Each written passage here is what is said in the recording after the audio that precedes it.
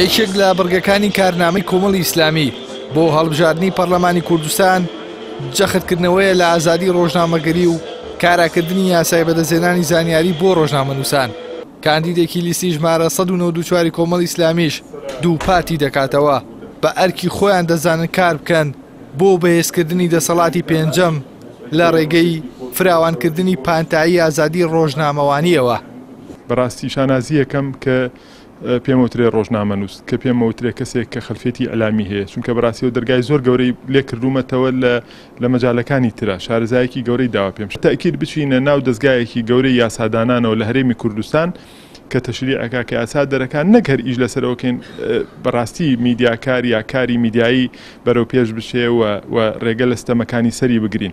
تەنانەت ئەو یاسانەی کە دەرکراون وەکو یاسایی پێدانی زانیاری کە ئێستا بەڕاستی پەلوپۆش کێنراوە جێبەجێ ناکرێ، ئێمە دەبێت ئیش بۆ کاراکردنەوەی بکەین. لە بەرنامەی لیستی کۆمەڵی ئیسلامی کوردستانیش بۆ هەڵبژاردنێکی لە بڕگەکانەوەی دەبێت لەو یاسانەی کاراکرێت و یاسای پێدانی زانیاری بێ. ئەو کاندیدەی کۆمەڵی ئیسلامی کە هاوکات بەرپرسی ناوەندی هەڵبژاردننی ئەو حیزبەیە باز لەو گرفتانەش دەکات کە ڕۆژانە ڕوبەڕووی ناوەند و کاندیدەکایان دەبێتەوە، بەتایبەت کە ئەوان لە کەشێکی پڕ لە تەزویر و فرت و فێڵدا کار دەکەن و توانای داراییشیان بەرتەسک و سنووردارە. ئیشەکانی ئێمە ڕۆژانە کە لێرە دابژبەوە سەر کۆمەڵێ بەشە، ئەتوانم بڵێم من وەکو ڕاستە ئیش لە وردەکاری کاروباری هەڵبژاردنە دەکەم، بەڵام ئەو تیمە کارایی کە لێرە هەمانە بەڕاستی ئەوان زۆر ماندوون کە ئیش لە وردەکاری پرۆسی هەڵبژاردنە دەکەن. بە تایبەتی ئێستا کە من لەم هەڵبژاردنشا کاندیدم بەڕاستی من سوپاسیان دەکەم، کێشەی من مەشاکیلی من مەشغەڵەتی من سەرباری چۆن لە سەرقاڵی زیاتری بۆ ئەوان دروست کردووە. خۆتان نەزانن ئێمە ئەو هێزانەی ئێمە خاوەنی داهاتێکی دارایی گەورە بودجەی نییە، بۆیە نەمانتوانیوە ئیشی 2 نەفەر بین بە 2 نەفەر، ڕەنگە ئیشی 4 نەفەرماندابێ بە نەفرێک، ئیشی 2 نەفەرماندابێ بە نەفرێک.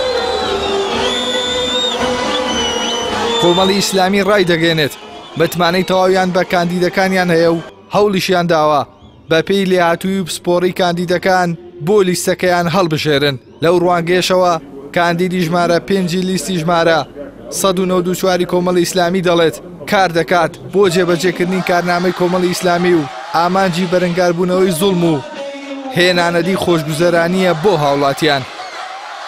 ئێمە مەهامی ئەساسیمان لە کاری ئیسلامیا بریتێ لە دژایەتیکردنی زوڵم. دژایەتیکردنی زوڵم دژایەتیکردنی ڕەفتاری ستەمکارانەیە، نەک ئەو کەسانەی کە ڕکابەری سیاسین. ئێمە ڕقمان لە کەس نییە. خاڵی دووەم چۆن وا بکەین خۆشگوزەرانی بۆ خەڵک بێنین، چکە بەڕاستی هەر ئایدیایەک هەر فیکرێک هەی ئایدۆلۆژیا و بیر و بۆچوونێک نەتوانێت نەتیجەکەی بە خۆشگوزەرانی تەواو بێ، ئەوە یا ئایدیاکە خۆی بە کەڵگنایە ئەو کەسانی کە پێی هەڵەسن. وەک کاندیدانی لیستی 194 با بڕوای کاندیدەکانی کۆمەڵی ئیسلامی کارکردن لەژێر سەقفی پەرلەماندا ئەمانەتە و بەرپرسیارەتیە، بۆیە ئەوانیش لە ژێر ڕۆشنایی کارنامەی لیستەکەیاندا داوا لە هەوڵاتیان دەکەن متمانەیان پێ بدەن تا بتوانن ئەو پەڕی هەوڵی خۆیان بۆ چەسپاندنی دادگەری بخەنەگەڕ. ئیحسان سابر، کەناڵی ئاسمانی، پەیام، سلێمانی.